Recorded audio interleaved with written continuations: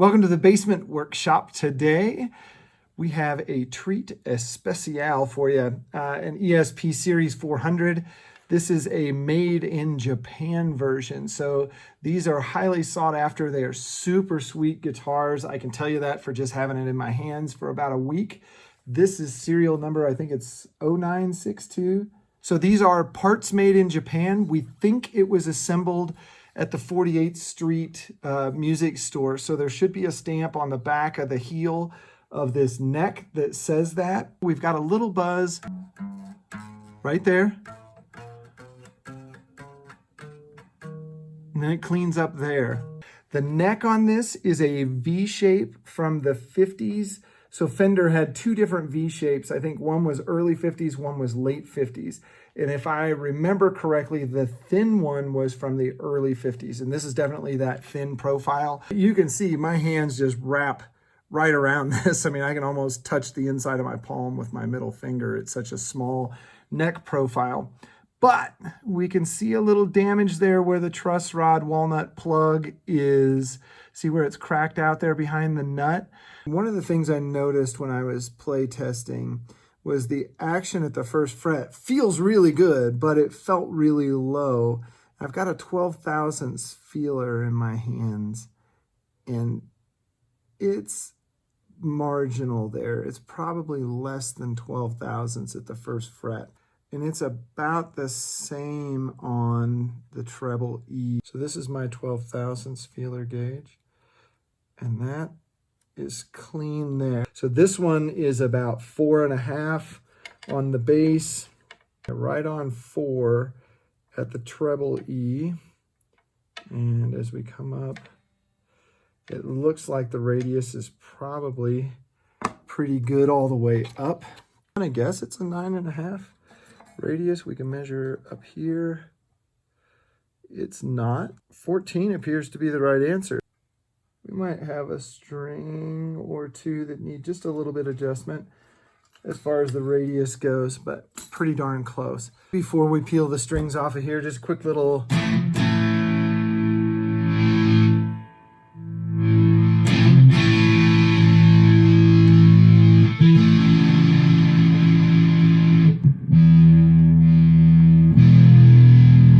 now that we've got the strings off of it, I can come through and just give the fretboard a little love, get rid of some of the DNA that was on there. I'm really curious about this plug up here by the nut to kind of see what's wrong with it. But we're going to pop the neck off first, and we'll kind of look at it as all one piece. And that nut is a little, yeah, there's a chiclet there. That must have been hanging on by a thread. This is our nut where it was cracked. You can see another hairline there, and that translates to right where this crack was. So that definitely put some pressure on the nut when this opened up. Unfortunately, there's no stamps, there's no writing, there's no nothing on this neck to tell us 48th Street Music Store or anything like that. I did back out completely this truss rod adjustment just to see what was going on. And when I backed it out, this piece was able to slide back in. Then when I tightened it up, and I did a little bit of an over tighten just to see, you know, I got the neck flat, and then I tightened it a little bit to give it just a hint of back bow to see what would happen. And then this popped out again. So that tells me the end of the truss rod is pushing on this plug. When we look at it with a straight edge, it's pretty darn flat. You can see there, I'm just trying to get the light in the camera. There's just the smallest amount of relief in it right now. And that was exactly what it looked like when it came off the guitar. So I'm going to say that's a good adjustment where I have it now. Just putting a little bit of pressure back here. Oh, there it is. Perfect. Can you guys see that? It's right there. So I think what might be smart is to shave just a little bit off. You can see dent there in the end from the truss rod, so that's what pushed it out. So if I can shave just a little bit of this plug down, I think we can get it to sit back in there. I don't want to lose that little chiclet there. That goes up here and helps hold the nut in. But we're just going to file this until that dimple's gone. So it's almost gone now. And then we're going to go just a little bit more because I don't want to have to see this guitar back here in the future for the same repair. And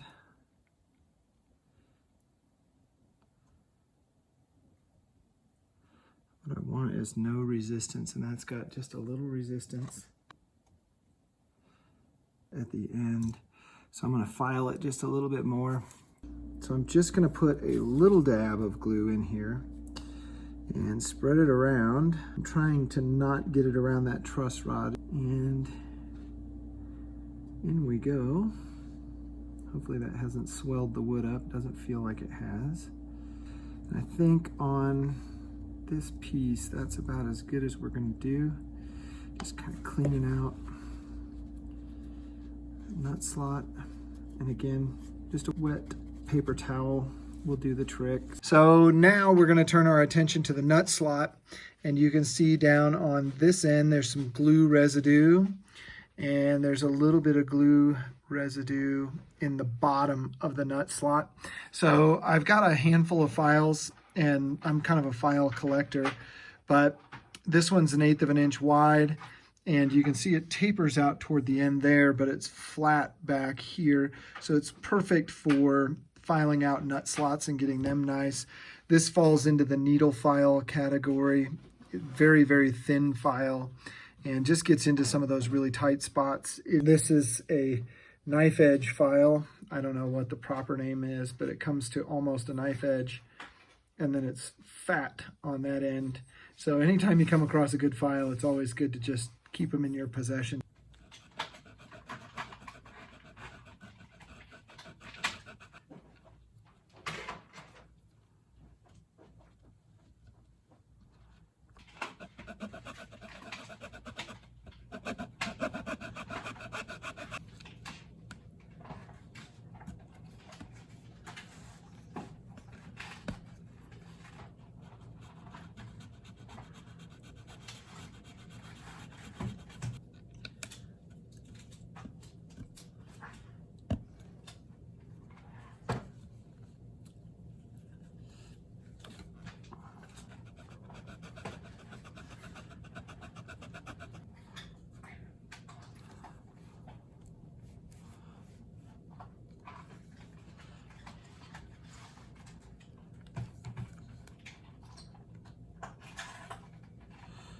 What I always try to do, you notice these nuts are oversized, so you got to trim them down on the sides, which is fine. I mean, you expect that, right?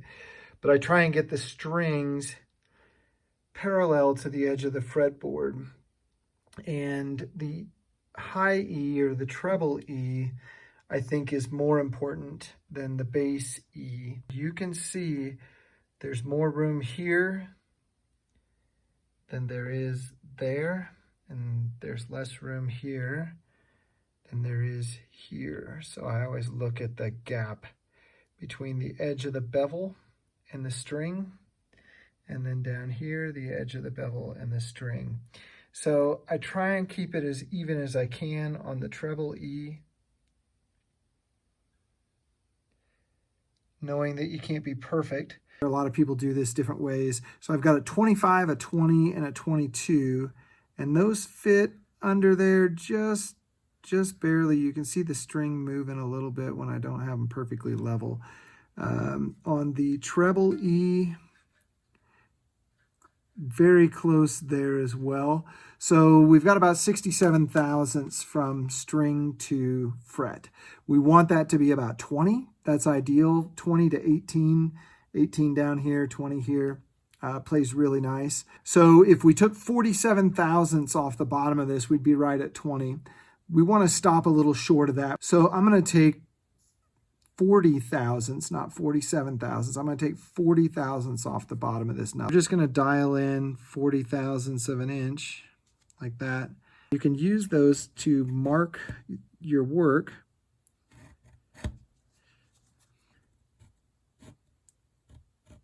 I've got some 80 grit to start us off, and we're just going to work this back and forth. You can do this on a belt sander. Randy Schardiger has got a really great video on using a pair of like duckbill vice grips to hold it right where your line is.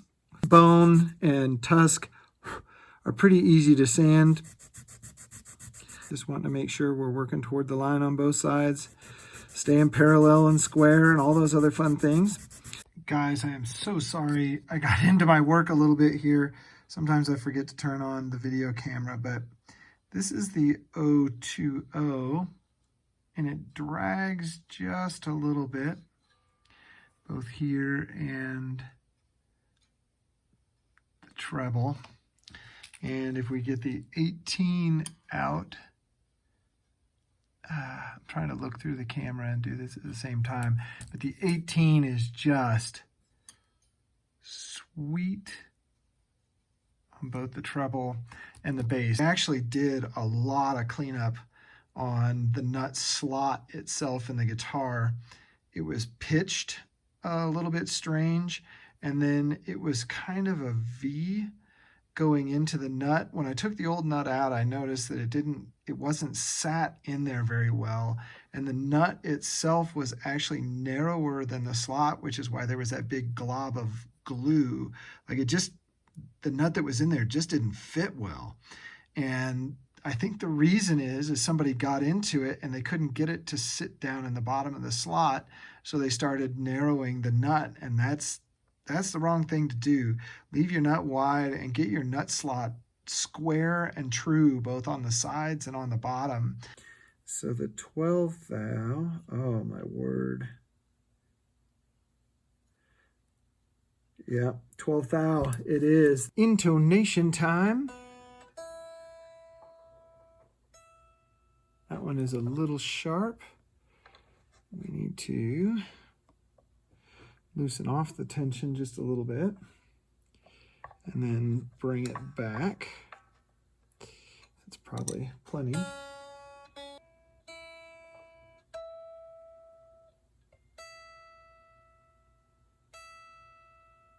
little too far. Not much.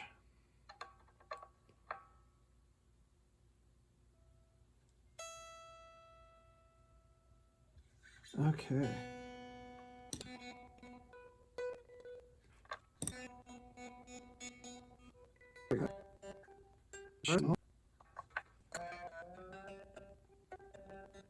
I did plug it in and play it, and I didn't turn the camera on. I didn't like the sound of it, and I realized I had not set up the pickup height yet. That one's really close to the strings. This one's far away. This one's even further away. It's like somebody measured from the pick guard instead of the strings. And then on this side, that's super tight. And then we're a little bit better across the board, but not where we need to do. So I need to adjust these pickups. That looks about right. Yep, sweet. Bring this one up and that one up.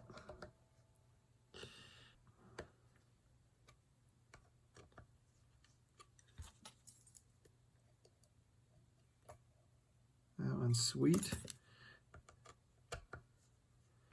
Yeah, she's ready. She's spanky. Pickups are good. Intonation is wonderful. It was quite a ways off when I started messing with it. We did a little nut repair down here, nut replacement, and repair the plug and the nut slot down there, and it's sweet now. But it played really well when you brought it in. It plays super nice now.